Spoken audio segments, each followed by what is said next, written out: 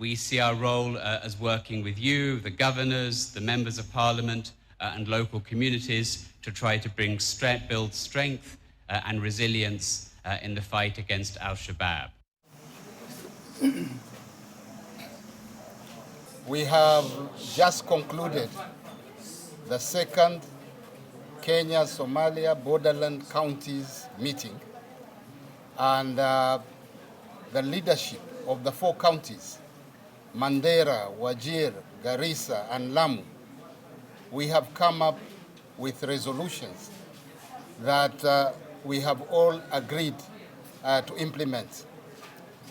The first one, we are reaffirming commitment to enhance cooperation and information sharing to address common security threats. That is very crucial because it is said information is power. So the 4 counties, we have agreed to share information and collaborate. Secondly, we want to involve our communities in ensuring that they actively participate in the design, implementation, and monitoring of interventions aimed at addressing their unique challenges. So community participation is very key. We may have many security units on the ground, but on their own, they will not be able to achieve much. So in our plans, in our budgets, we have committed to ensure that we have adequate resources for security interventions so that we have peace, stability, and prosperity for our communities. We also commit to uphold the principles of transparency and accountability so that any funding from our own sources and also funds received from other sources will be utilized in an accountable and transparent manner. But most importantly, we are also very much aware of the issue of extremism, and we will come up with a program on how we are going to counter extremism amongst especially our youths. And apart from that, we are going to set up a technical committee comprising of some of the leaders present here so that we make sure that what we have resolved to do just does not end on paper, but we actually actualize what we have set up to do.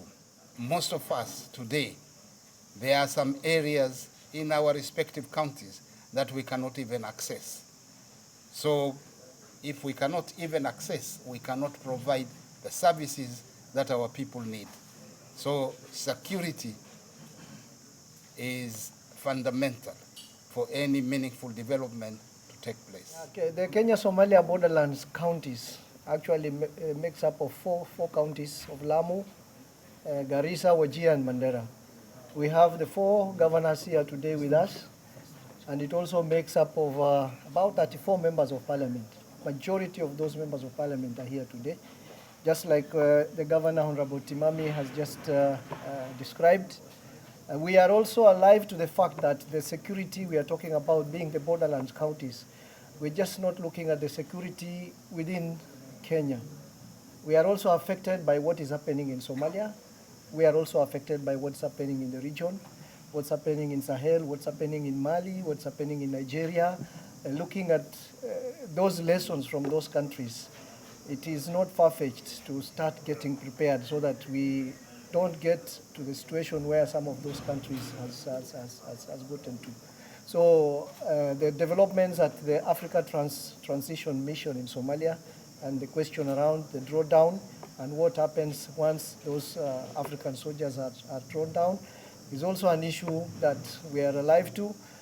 We are alive to the fact that a lot of trade in this region between the Kenya-Somalia border will be affected if this insecurity situation is not tackled. Already in most of our counties, we are grappling with difficulties in developing our counties and our constituencies. For example, we have a very serious teacher problem in Northeastern now, because most of the non-local teachers are running away from the region because of the insecurity situation. We are trying to see how do we come up with a local solution to deal with this national problem at the same time.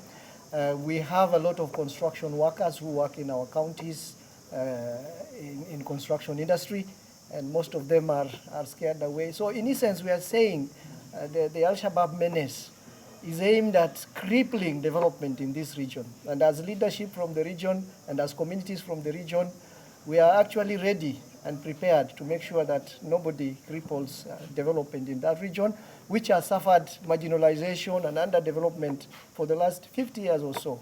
Just when we have realized the benefits of the new constitution, I mean not new constitution, but constitution 2010, and the benefits of devolution, then this menace crops up, and we are ready to defend our right to development by all means. We are ready to defend our right to peace. The people from that region deserve peace like any other Kenyans, any other parts of the country. And we are gathered here to show that commitment as governors from the region and also members of parliament from the region, so that we declare to the whole world that here we are ready to walk the talk, we are ready to fight for peace for our region. And we are asking the national government, some of us are also state officers working with the national government, we are asking the national government, please come forward. Let's partner on a serious note on this matter and make sure we secure northeastern Kenya and the coast and Lamu, so that we don't fall into the trap like many other countries in the region have fallen into. Thank you. We must stop treating this part of the country, these borderland counties, as an appendix to the country. We are an integral part of Kenya. So let's open up the roads. Let's take electricity to the farthest corner, right? Let's integrate the people, through infrastructure. Let's treat them equally. Let there be the same terms in obtaining identification cards for someone born at the Uganda border and one born at the Somalia border, right? Whether it's at Raskamboni or at Mandera BB1, we're all Kenyans. This is 60 years after independence. Leo hii tuko hapa kujadili jambo kitu cha Al-Shabaab, jambo la Al-Shabaab la ugaidi. Na tunasema suluhisho la kudumu kwa ugaidi kwanza ni umoja na ushirikiano baina ya serikali na wananchi, na pia vitengo vya serikali vya security. Kwanza serikali inafaa kwanza idhibiti mipaka yetu kikamilifu.